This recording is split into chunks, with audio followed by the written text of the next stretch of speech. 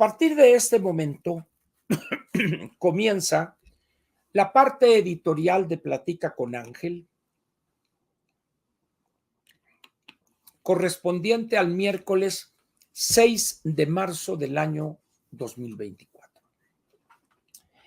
El título es el siguiente de este editorial o de la sección editorial. Se acabaron dudas. ¿Somos un país de chiste?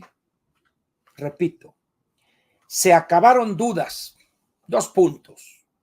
Somos un país de chiste.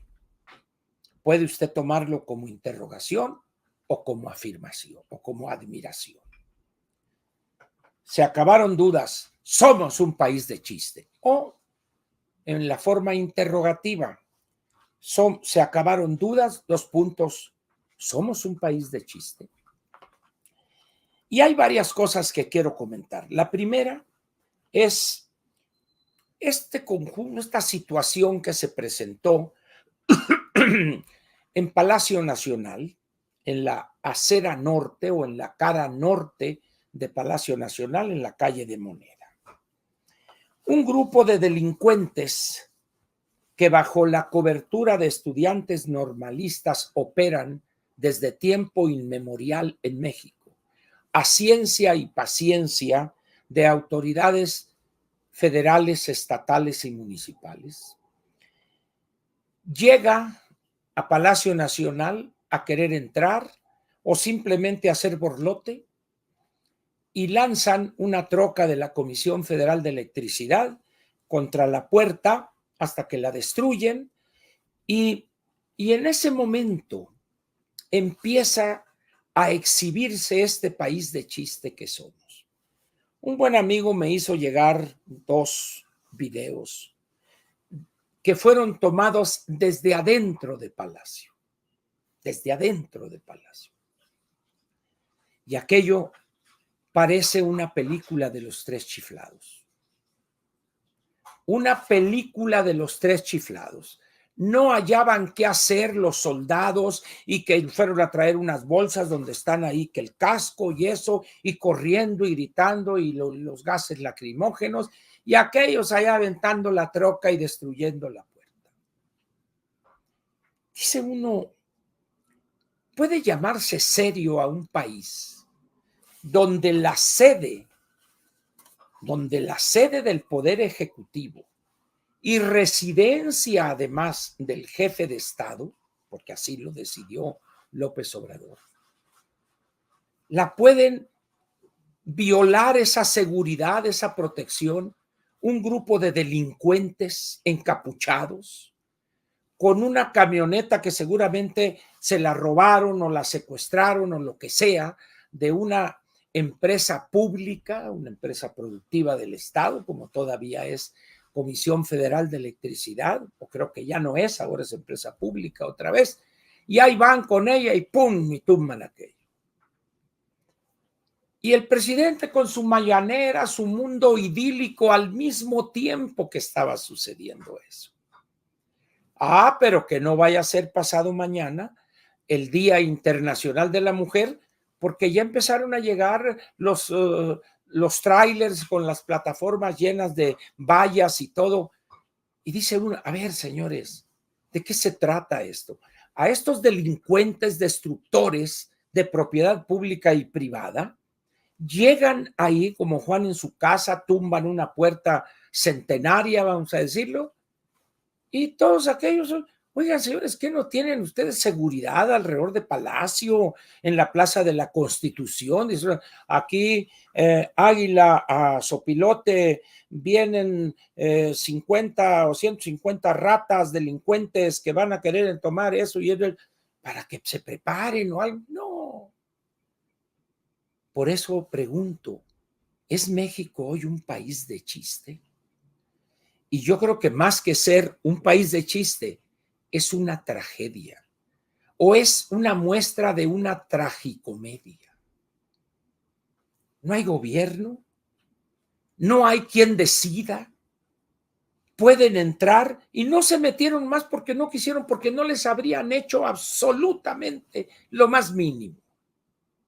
¿Imaginan ustedes a un grupo de fascinerosos derribando la protección que rodea la Casa Blanca o el Palacio del Elíseo en París o la sede en el Palacio de Buckingham de la monarquía inglesa? No, no. Pero en México un grupo de delincuentes puede entrar como Juan en su casa y mostrar un salvajismo que dice uno, ¿cómo es posible que los que van a ser maestros el año que viene o dentro de 2 años de los niños de una amplia región del país actúen así? Pues porque esa es su verdadera catadura. Son delincuentes. Y eso me lleva al tema central de esta tragicomedia. Estos chavalos que llegaron ahí son estudiantes, dicen ellos, de la normal rural de Ayotzinapa, que es profesor Isidro Burgos, creo que es el nombre oficial de esta escuela.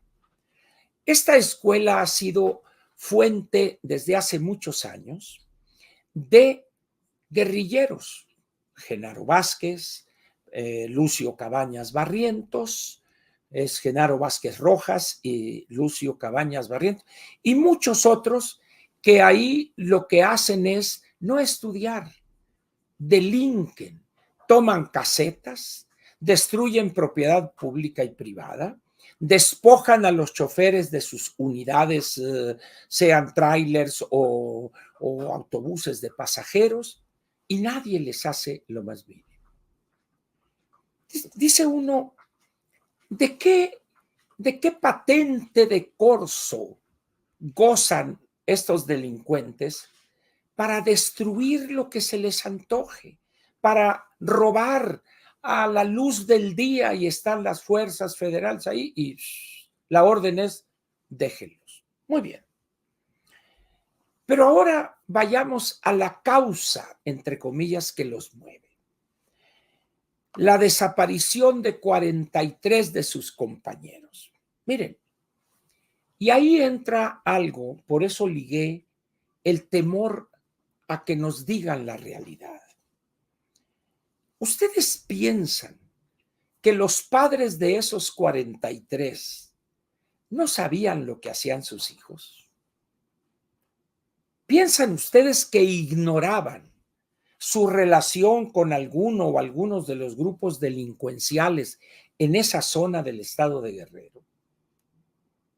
En verdad, hay tanta ingenuidad en los padres de esos 43 que digan, no, nuestros hijos estaban estudiando y acá. ¿Quién sería capaz de creer casi en el sentido religioso ese absurdo? Nadie.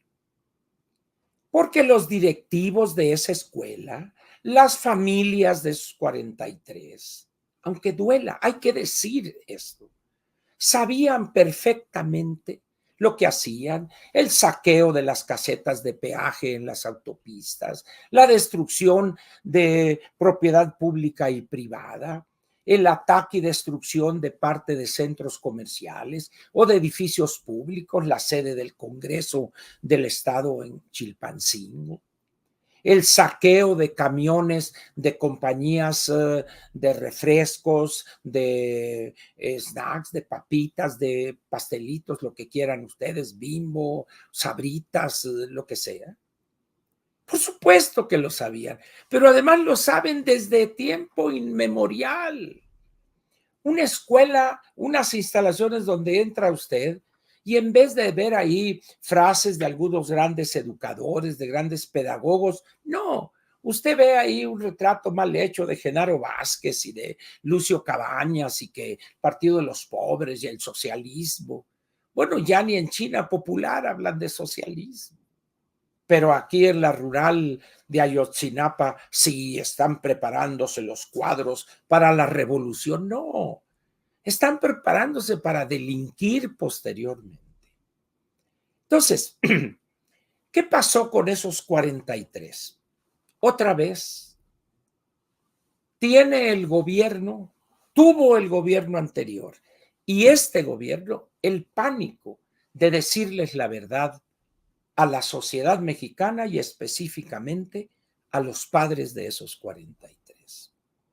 Elementos y datos los tiene el Estado mexicano. El ejército, las Fuerzas Armadas tienen la información, pero sacarla a la luz pública evidentemente es políticamente incorrecto.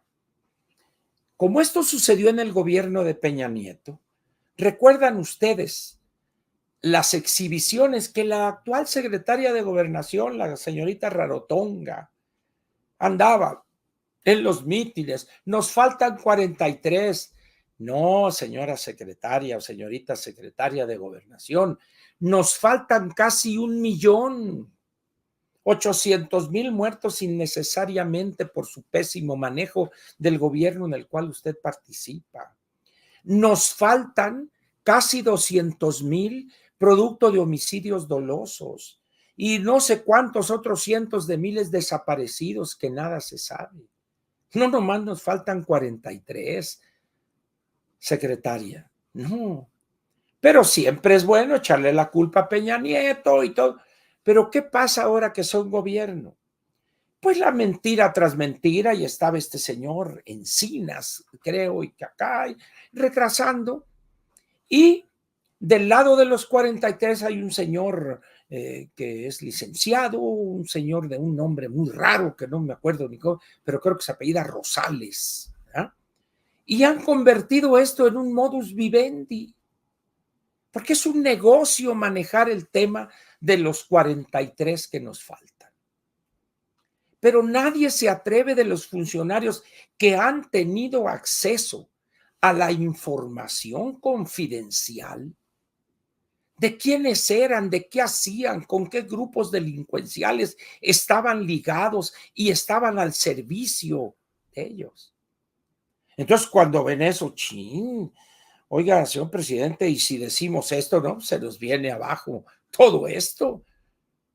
Porque entonces iban a decir, es que están victimizando a las víctimas. No, hombre, están diciendo la verdad de lo que eran y de lo que muchos de los que están en esas escuelas son todavía. En esas condiciones, pues, se cumple aquí a la perfección eso que les comenté hace unos minutos, el miedo a enfrentar la realidad, la amnesia que nos lleva a olvidar aquello. No, mejor, no menciones eso, Ángel. No. Eso somos como país. Eso somos como sociedad. O como dice el refrán, pues no vamos a mencionar la soga en casa del ahorcado. ¿Y qué hizo López? Cuando llega a la presidencia, yo sí voy a decir la verdad y que esto y que el otro y que el otro y lo demás allá. No es cierto, hombre. La verdad la conoce perfectamente él y sabe además que lo que hizo el licenciado Jesús Murillo Caram fue lo correcto. Es que dijo, esta es la verdad histórica y los ignorantes en materia de derecho, lo más elemental, saben que la verdad histórica es un concepto jurídico. Pero ahí lo tienen con su precaria salud y Dios guarde el hora, decía mi mamá, no se les muera en la cárcel. Pero es un odio porque no quieren que salgan hoy ahí y están persiguiendo a otro señor allá que está en Israel, no me acuerdo cómo se llama, y no han podido lograr la extradición. Es decir, hemos construido un país de chiste. Es casi un país de una carpa, de aquellos espectáculos de los años 40, 50, con palillo, con el panzón panseco, etcétera, aquellos espectáculos populares que había de donde surgió Cantinflas, Resortes, etcétera. Ese es México hoy. Y ese es un juego que todos quieren jugar. Estamos decididos a encontrar la verdad. No como en los gobiernos neoliberales. Aquí se les acabó ya el gobierno y lo único que han hecho es ratificar lo que planteó el licenciado Murillo Karam en aquella larga conferencia de prensa. ¿Pero qué se publica en los periódicos? Bueno, sí, no se sabe y que los traen vueltas. Los señores, digan la verdad. Y eso nos lleva a lo que decía ahorita el papel de los medios tradicionales. Pues que no se atreven a decir, porque elementos hay. Elementos hay. Entonces, dice uno, ¿a dónde va a dar este país en tanto no se atreva a verse en el espejo? En tanto no se atreva a salir y enfrentar la realidad, no esconderse de la realidad. Por eso, cuando están en la lid por la presidencia de la República 3 candidatos, 2 mujeres y un camino, diría el Borrachales esto de Álvarez Maínez, ¿verdad? Pues estamos ante más de lo mismo. Por eso es importante que entendamos que la única forma que tendremos para poder salir adelante es enfrentar la realidad, no temerle a la realidad. La verdad duele. Ahí está el discurso de Milei en el Congreso, escúchelo usted. No tiene que buscar mucho, ponga en YouTube discurso del presidente Milei ante el Congreso argentino y se va a asustar. Y usted quite de donde dice Buenos Aires, quite y ponga Ciudad de México, y donde dice Argentina, ponga México, y se va a sorprender de la gran similitud entre lo que señala Milei y de lo que somos hoy como país. En esas condiciones, pues, ¿qué es lo que podemos decir al respecto o preguntar al respecto? ¿Es México un país serio? ¿Es un país o es en verdad un país de chiste? Me inclino por la segunda alternativa. Y cuando ustedes escuchan las intervenciones de los candidatos a legisladores que andan unos en sus distritos y otros que van al Senado o que quieren ir al Senado en alguna de las 31 entidades o la Ciudad de México, y es fingir, evadirse ante la realidad. Pero lo que pasa es que la realidad ahí sigue, no se va. Esos 43 que los desaparecieron, los quemaron, lo que quieran ustedes, esos 43 estaban involucrados en actividades delictivas, que unos, los pelones, los de primera, y no tenían ni idea, pero los que los sacaban y los utilizaban, ellos sí sabían de qué se trataba. Y eso lo sabe el Estado mexicano. La sección segunda en el ejército, la que maneja la inteligencia, lo sabe la Secretaría de Marina Armada de México en su área de inteligencia, lo sabe el Centro de Inteligencia Nacional, el nuevo CISEN, lo saben. Lo sabe el presidente, lo supo Alejandro Encinas, pero todo el mundo, por cobardía o por pánico, no quieren aceptar eso. ¿Y qué va a suceder dentro de 4, 5, 10 o 15 años? Que brote sin control esa realidad. ¿Dónde van a quedar esos cobardes de hoy cuando sean exhibidos mañana? Pero como van a estar tan enriquecidos y van a tener tanto dinero, que les va a resbalar la verdad. Sus hijos van a ser grandes empresarios o grandes políticos, porque ya ve que estamos en la etapa de la formación de dinastías políticas. Ya casi somos una monarquía no europea, pero estamos haciéndole la lucha. Entonces les va a valer. En esas condiciones, pues, yo les pediría que respondieran de una manera valiente, ¿verdad?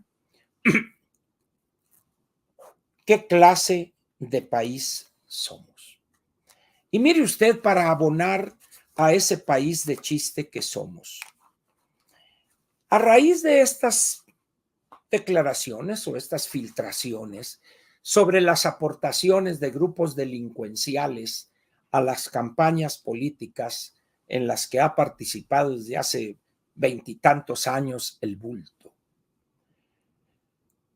Se le adjudicó el título de narcopresidente y eso le ardió. Cuando hay 200,000 personas o 180,000, las que guste usted, en el Zócalo, en esta marcha reciente de los ciudadanos, y gritando al unísono, narcopresidente, narcopresidente, eso calienta a cualquiera. Pero resulta, nomás para que vea el grado de la tragicomedia que es este gobierno. De repente aparece un video donde están, no sé, 20, 30, X número de personas del cártel del noreste, perfectamente uniformados, seguramente bien bañados y rasurados, acá todo, y una persona leyendo en un teléfono celular, leyendo no mal, repito, leyendo no mal, un documento que estaba ahí, donde lo que está haciendo este asesino, este delincuente, no sé si actuado o no, eso a mí me parece irrelevante, está defendiendo al presidente de la República. Es decir, lo que no hizo Morena de manera masiva, lo que no hicieron sus diputados y senadores en un acto solemne acá y órale, lo hace un grupo de integrantes del cártel del noreste. En ese momento dice uno, esto ya rebasó toda prudencia. ¿Y van acaso a publicitar eso? No, señores, momento, no recibimos ni un 5. ¿Y saben quién lo dice? El cártel del noreste. No, pues con esa recomendación y con ese testimonio, pues ya te vamos a canonizar, Andrés. Ese es el nivel al que ha llegado la política en México. Ahora, ¿la gente no ve eso? No.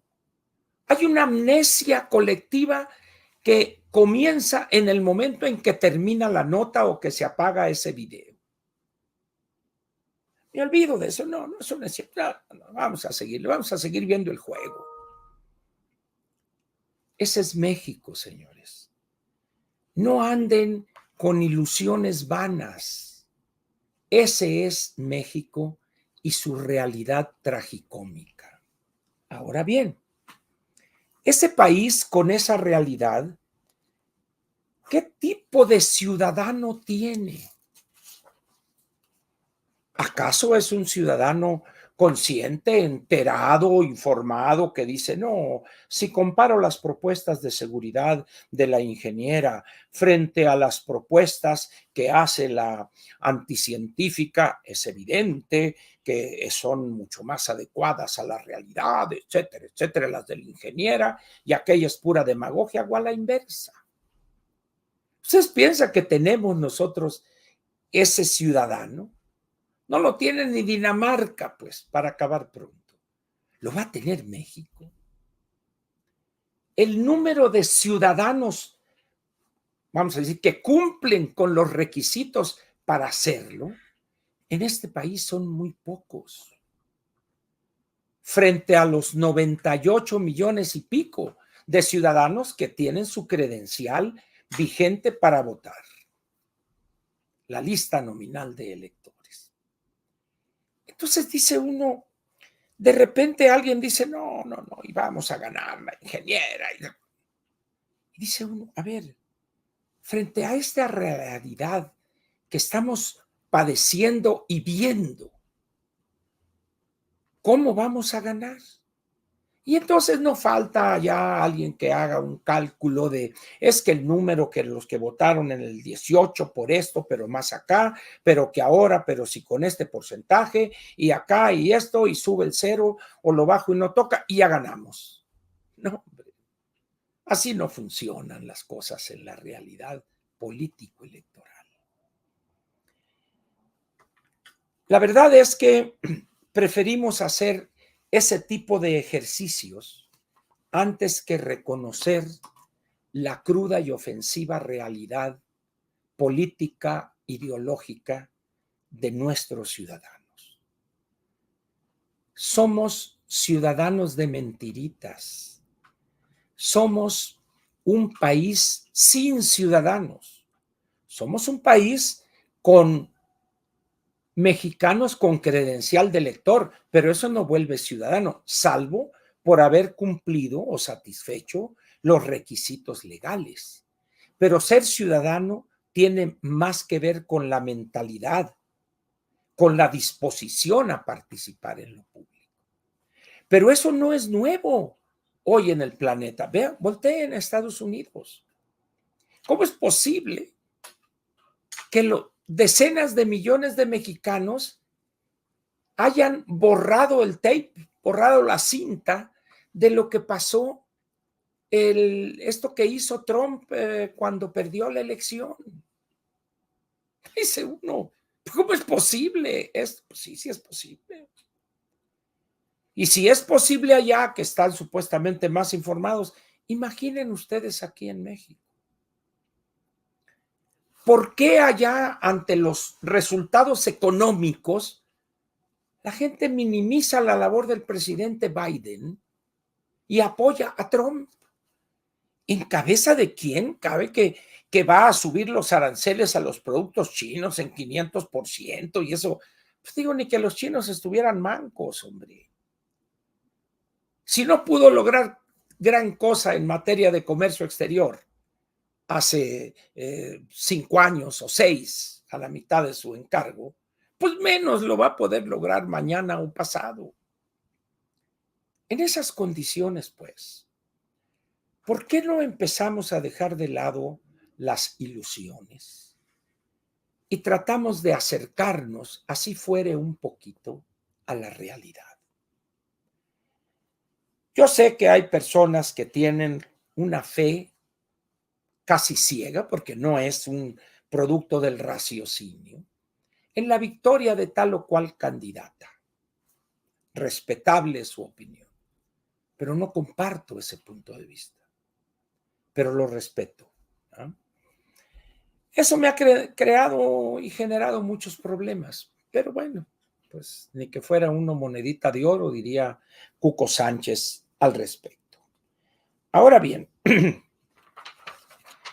hay otra parte que quiero comentarle para terminar la cuestión editorial, la sección editorial, es las promesas de las candidatas. El borrachal es aquel del Movimiento Ciudadano, lo más que puede ofrecer es carta blanca bien fría y me parece una muy mala cerveza. Pero bueno, a algunos les ha de gustar la carta blanca. No soy cervecero, pero de tomarme una cerveza, pues prefiero de calle la bohemia, la original, ¿no? La auténtica. Ahora bien, entre esas dos, de repente empiezan a fluir las propuestas. La pensión para adultos mayores debe comenzar a los 60 años. ¿Y por qué no a los 50? ¿O por qué no a los 49 o a los 57? ¿Por qué a los 60? ¿Tendrán idea de lo que significa en términos de golpear las débiles finanzas públicas, ampliar la pensión o esa dádiva, ese apoyo a los adultos mayores, pensión no contributiva, le llaman los técnicos, desde los 60 años? No tienen la menor idea, son menoridios. Pero luego otros dicen, no, y le vamos a agregar un pilón, vamos a ponerle esto. Y luego dice por allá la otra, pero las mujeres de 60 a 65 años les vamos a dar la mitad de esa pensión. Ah, qué bueno. Pero no se toman la molestia de decir, este apoyo, si lo aprobare el Congreso, significarían 80, 100 mil o 200 mil millones de pesos y los obtendría de esta manera. Cancelo Dos Bocas, cancelo Tren Maya y de ahí tomo eso. Ah, bueno, dice uno, al menos tiene la intención de sufragar de una manera menos fantasiosa como lo ha hecho este gobierno, por ejemplo. Pero no, tal parece que en llegando cualquiera de ellas, de los árboles van a empezar a caer billetes. No es así. Y así como eso va a haber muchos y que vamos a hacer esto y que vamos a esto y que las policías y que van a ganar 20,000 pesos y lo otro y lo otro. Pero ¿con qué ojos, divina tuerta? Mire, yo he dicho, y en pláticas así con amigos, porque alguien me dijo, bueno, Ángel, ¿qué es para ti la gobernación? Es algo muy sencillo. Es contestar estas 3 preguntas. ¿Qué queremos? ¿Cómo lo vamos a lograr eso? ¿Y con qué lo vamos a pagar? Eso es gobernar un país. Repito, ¿qué queremos lograr? Que una excelente educación, un buen sistema de salud, una infraestructura de primera, lo que usted guste. Pero eso caería en la parte de los qué. Y luego viene la siguiente pregunta, que ya se empieza a dificultar esto. ¿Cómo le harías, Ángel, en educación? Pues simplemente meto a la cárcel a toda esta bola de delincuentes en el momento en que dejen su escuela y secuestren un camión. Al bote. Cuando estén en una caseta de viaje, al bote. Cuando destruyan una propiedad, al bote y con daños causados en propiedad ajena. Y así, aplicar la ley. Y luego me dicen, bueno, perfecto, muy bien. Debilito o separo la cuestión sindical en 32 sindicatos. Le doy cierta responsabilidad a los gobiernos estatales, etcétera, etcétera. Y tercero, me van a decir, ¿y con qué? ¿Con qué vas a pagar eso? No, pues ahí sí, ya se amoló el asunto. Por eso, cuando los candidatos a cualquier puesto de elección popular del Ejecutivo, presidentes municipales, gobernadores y presidencia de la República, presidente de la República, tendrían que contestar primero lo fácil, ¿qué quiere hacer? Segundo, empieza el asunto, ¿cómo lo va a lograr? Y tercero, ¿con qué lo va a sufragar? Eso es lo que debería ser la conducta y los mensajes de los candidatos. Por eso todo aquel que diga es que queremos esto y que las policías y que por allá y el más allá, sin que diga cómo y con qué, es pura demagogia. Y ahí, por desgracia, prácticamente todos los candidatos actúan exactamente de la misma manera. ¿Por qué? Porque saben algo muy sencillo, que si contestaren con honradez intelectual las 2 preguntas últimas, es decir, el cómo y el con qué, ni en su familia votarían por ellos. Sin embargo, cuando ustedes ven lo que ha pasado en Argentina, resulta que no solo votó la familia de Milei, sino que la mayoría de los que llegaron a votar, a expresar su voto, votaron por Milei y es presidente ahora.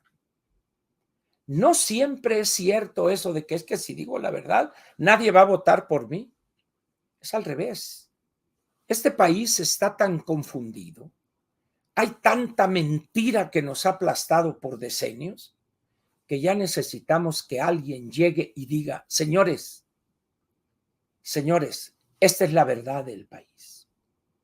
Y poner en primer lugar la suerte, el futuro del país, a cambio de la victoria que se me escurriría de las manos, pero que quizá el elector dijera, voy a votar por este que sí me dice la verdad. El mexicano teme, pues, a la verdad. Es amnésico. Olvida lo que ya sabe de López Obrador y los suyos. Olvida, es amnésico. López Obrador tiene 30 años violando la ley, orinándose en la Constitución. Y las personas, los mexicanos, el elector mexicano, ha olvidado eso. El mexicano ni siquiera se acuerda, oye, el mes pasado, pues no, fíjate que no me acuerdo. ¿Cuándo fue? Cuando el América le ganó al Cruz Azul. Ok. Señores, las cosas están sumamente complicadas y termino esta parte editorial diciéndole a usted en la encuesta de expectativas económicas de Banamex, tengo aquí la que corresponde al 5 de marzo, es decir, ayer, donde a las 30 y tantas casas financieras consultadas, ahí les va. Crecimiento del PIB para el 2024 y el 2025. El promedio de sus planteamientos fue crecimiento del PIB para el 2024, 2.4 fue el promedio. Pero, ojo, el mínimo fue 1.4 y el máximo fue 3.4. Para el 2025, el promedio fue el 2%, el mínimo fue el 1% del Bank of America y el máximo fue 3.3 de Masari Casa de Bolsa. ¿Cuál pronóstico quiere usted? El que quiera, el 3.4, el 3.5, lo que quiera. Eso no alcanza ni de lejos. No. De todas las fantasías que están planteando los candidatos o las candidatas, si gusta usted precisar. Pero ya se están disputando y que millones de votos van a ser para fulana. No, pero es que millones van a ser para la ingeniera, no le va a alcanzar a la anticientífica. El Borrachales con 3 cartones o 3 SIX de carta blanca, él ya está, ya se dio, no hay ningún problema.